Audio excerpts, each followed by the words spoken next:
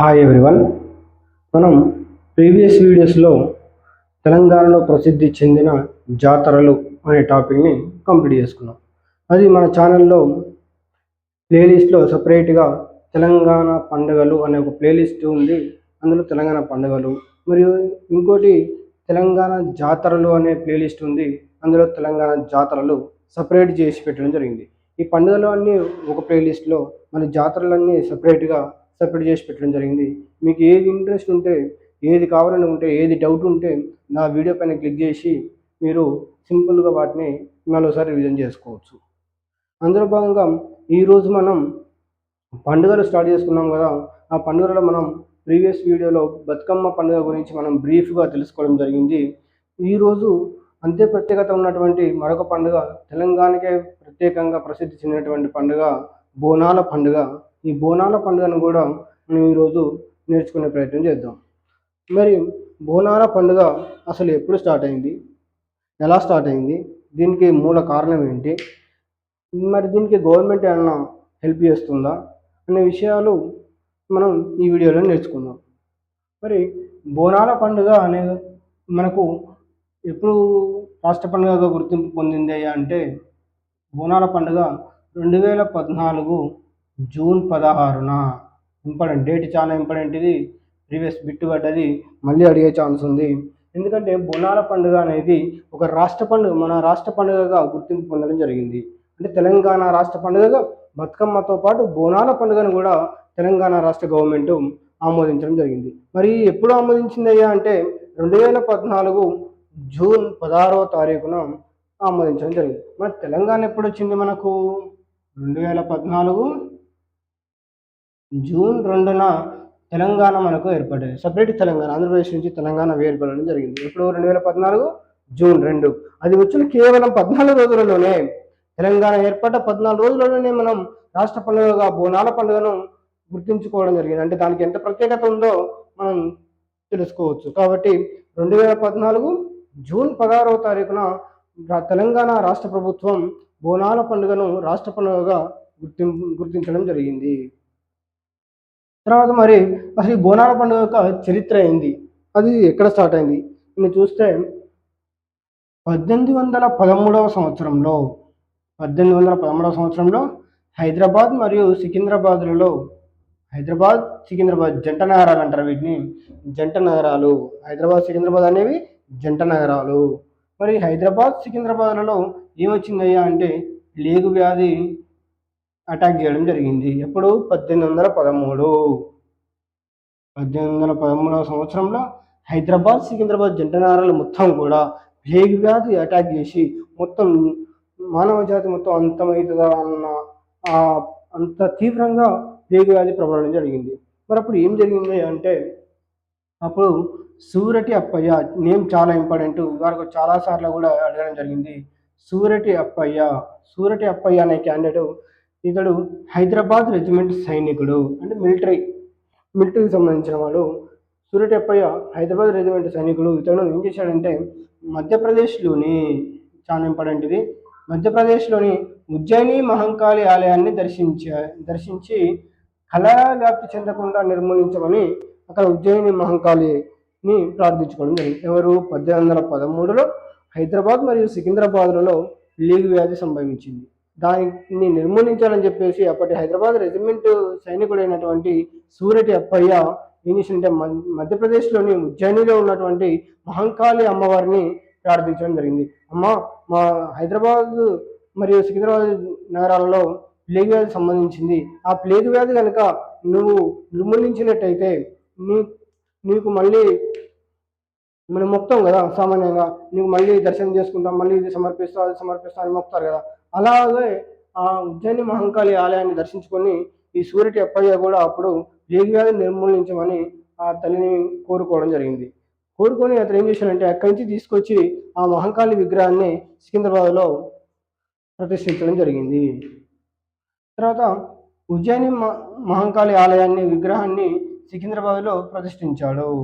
మధ్యప్రదేశ్లోని ఉజ్జయినిలో ఉన్నటువంటి ఆ మహంకాళి ఆలయాన్ని విగ్రహం ఎలా అవుతుందో అలాంటి విగ్రహాన్ని తీసుకొచ్చి హైదరాబాద్లో, సికింద్రాబాద్లో ఈ సూరటి అప్పయ్య ప్రతిష్ఠించడం జరిగింది. ఎందుకంటే ఆ అమ్మవారు చాలా ప్రతిష్ట గలది.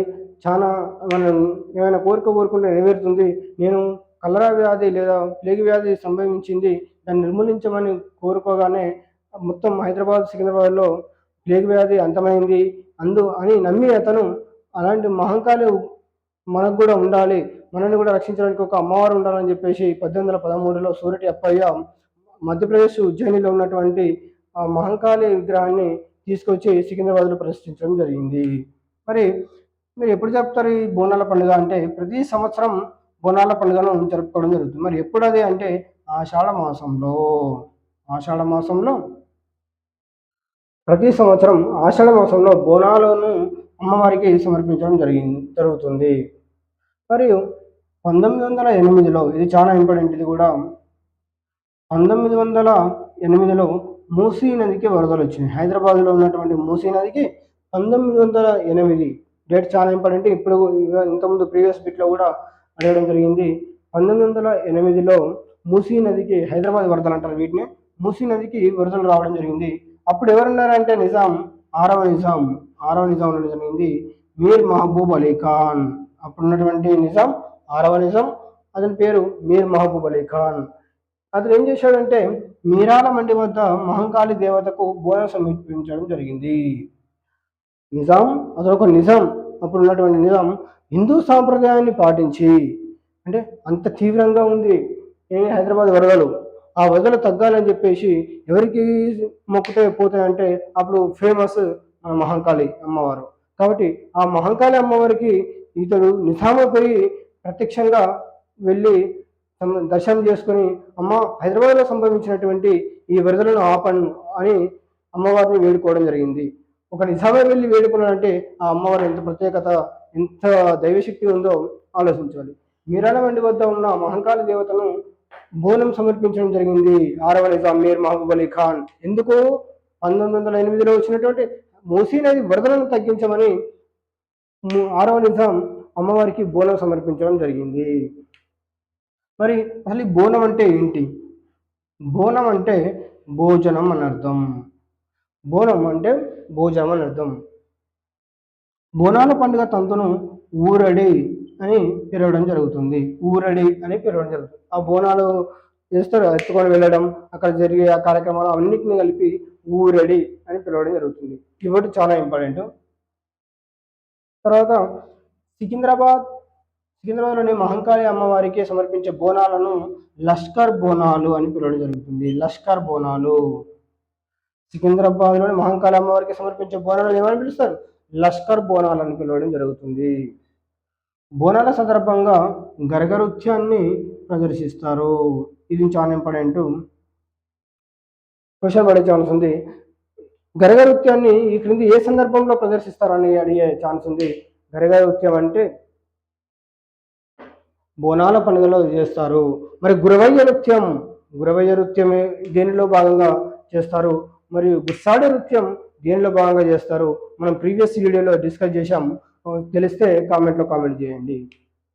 తర్వాత హైదరాబాద్ లష్కర్ బోనాలు గోల్కొండ ఎల్లమ్మ దేవాలయం నుండి మొదలై బల్కంపేట దేవాలయ బోనాలతో ముగుస్తాయి. ఇది ఇంపార్టెంట్. ఇక్కడ కూడా ప్రీవియస్ పెట్టుకోవడం జరిగింది. హైదరాబాద్ లష్కర్ బోనాలు ఏమంటారు? సికింద్రాబాద్లోని మహంకాళి అమ్మవారికి సమర్పించే బోనాలను లష్కర్ బోనాలు అంటారు. మరి ఆ లష్కర్ బోనాలు ఎక్కడి ప్రారంభమవుతాయి, ఎక్కడ ఎండ్ అవుతాయి అంటే ఈ లష్కర్ బోనాలు గోల్కొండ ఎల్లమ్మ దేవాలయం నుండి మొదలై బల్కంపేట ఎల్లమ్మ దేవాలయాలతో ముగుస్తాయి.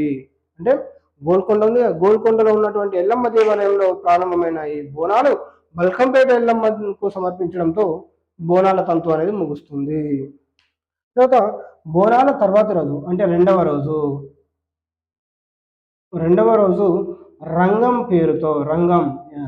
రంగం పేరుతో భవిష్యవాణి చెప్పడం జరుగుతుంది. అంటే నెక్స్ట్ మనకి ఎలా ఉంటుంది ఏంటి అనేది మొత్తం కూడా ఈ భవిష్యవాణిలో రంగం పేరుతో బోనాల రెండవ రోజు నిర్వహించడం జరుగుతుంది.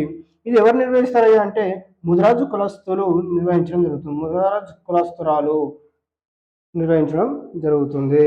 తర్వాత అమ్మవారి సోదరుడు ఒకరున్నారు, అతనే పోతురాజు. ప్రతి అమ్మవారి గుడి ముందు కూడా ఒక రాయి రూపంలో లేదా ఒక చెక్క రూపంలో విగ్రహం రూపంలో ఈ పోతురాజును ప్రదర్శించడం జరుగుతుంది కంపల్సరిగా. రంగం కార్యక్రమంలో భాగంగా పోతురాజు గావు పట్టడం జరుగుతుంది. అమ్మవారి సోదరుడైన పోతురాజు రంగం కార్యక్రమంలో భాగంగా గావు పట్టడం జరుగుతుంది. మరి గావు పట్టడం అంటే ఏంటి?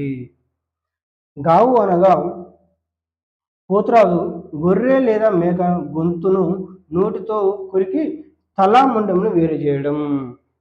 ఇప్పుడు ఏ ఊర్లో చూసినా కానీ మనకు కంపల్సరిగా ఎల్లమ్మ దేవాలయం ఉంటుంది. ఎల్లమ్మ దేవాలయం అంటే పేర్లో ఎల్లమ్మ అంటే ఎల్లలను రక్షించేది, అంటే మన సరిహద్దు, గ్రామ సరిహద్దును రక్షించేది. కాబట్టి ఏ ఊర్లో చూసినా ఎల్లమ్మ దేవాలయం గ్రామానికి సరిహద్దులో, అంటే ఆ చివరలో ఈ చివరలో ఏదో ఒక చివరలో ఉండి గ్రామాన్ని రక్షిస్తుందని గ్రామస్తుల నమ్మకం.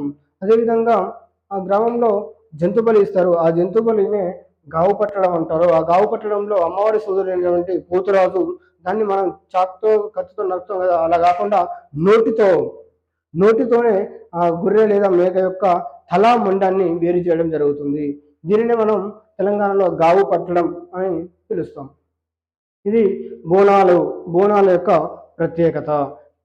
మరొకసారి క్విక్ రివిజన్ చేసుకున్నట్లయితే బోనాల పండుగ దీన్ని 2014 జూన్ 16న తెలంగాణ రాష్ట్ర ప్రభుత్వం రాష్ట్ర పండుగగా గుర్తించింది.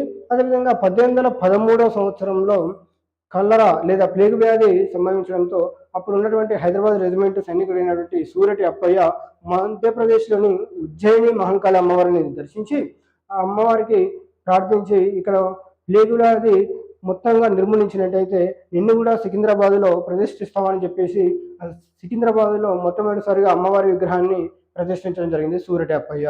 మరి అదేవిధంగా 1908లో మూసీ నదికి వరదలు వచ్చి, హైదరాబాద్ వరదలు అంటారు వీటినే, 1908లో హైదరాబాద్ వరదలు, మూసీ నది వరదలు వచ్చిన సందర్భంగా అప్పుడున్నటువంటి 6వ నిజాం మీర్ మహబూబ్ అలీ ఖాన్ మీరాలమంది వద్ద ఉన్నటువంటి మహంకాళి అమ్మవారికి స్వయంగా వెళ్ళి బోనం సమర్పించడం జరిగింది. మరి బోనం అంటే భోజనం అని అర్థం. ఈ బోనాల పండుగ 2వ రోజున మనం రంగం నిర్వహించుకోవడం జరుగుతుంది. ఈ రంగంలో భవిష్యవాణి చెప్పడం జరుగుతుంది. ఇది 2వ రోజు జరుగుతుంది. దీన్ని ముదిరాజు పురస్కారాలు నిర్వహించడం జరుగుతుంది. అమ్మవారి సోదరుడి పేరు పోతురాజు రంగం కార్యక్రమంలో భాగంగా గావు పట్టడం జరుగుతుంది. ఇది మెయిన్గా మనకు బోనాల పండుగ గురించి brief discussion. Thank you everyone.